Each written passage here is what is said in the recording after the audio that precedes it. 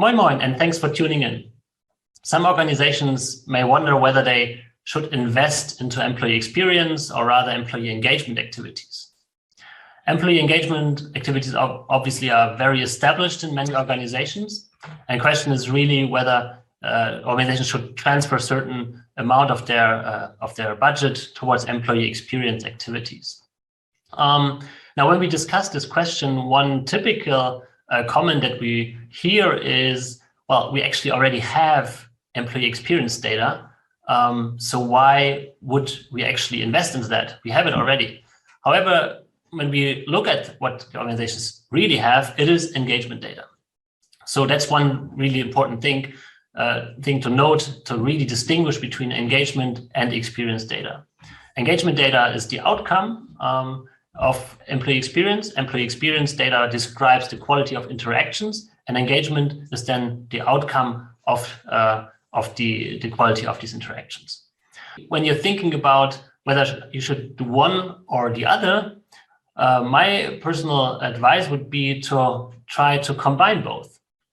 Typically, there are established procedures for engagement, and you really do not want to tip on the toes that are of the people that are owning the engagement service at the moment.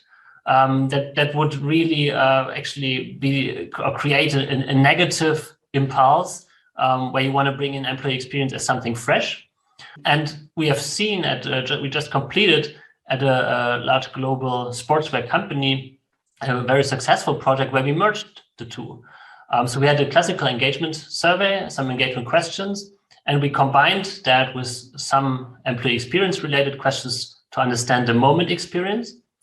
And at the end, the interesting finding was that actually the moment experiences were a much better explanation of overall engagement figures than the drivers of the engagement model as such. So that was opening up a very good conversation together with the engagement team of understanding, well, how can these two complement each other? There's actually a value of a different methodology in asking the questions. If we would have just said from the beginning, look, now it's experience, stop engagement, that would have been a really strong confrontation with the people and may have caused a lot of friction. And this way that we did it now, just doing both together, it was a very fruitful discussion, and I think there's actually value in both. Also, when you're looking at how you take action on engagement and EX insights, it's very different. Right? Engagement surveys are typically rolled out at a team level, and managers that may have engagement scores which are not so good receive recommendations on how to improve engagement in their teams. However, managers have already a lot to do, have a lot on their plate, just with their typical business tasks, but then also hybrid work, COVID, people replacement needed for people that left the company, etc. HR organization putting more stuff on their plate based on their engagement surveys, that's asking a lot.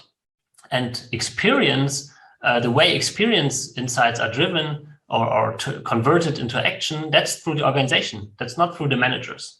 So the organization itself is responsible to improve employee experience with certain system owners, for example. So if you're telling managers, look, we support you now in improving the experience for your employees, but there's actually nothing that you have to actively worry about. It's something that we as an organization support, that will be very, very well received by managers. So it's not either or, it's both.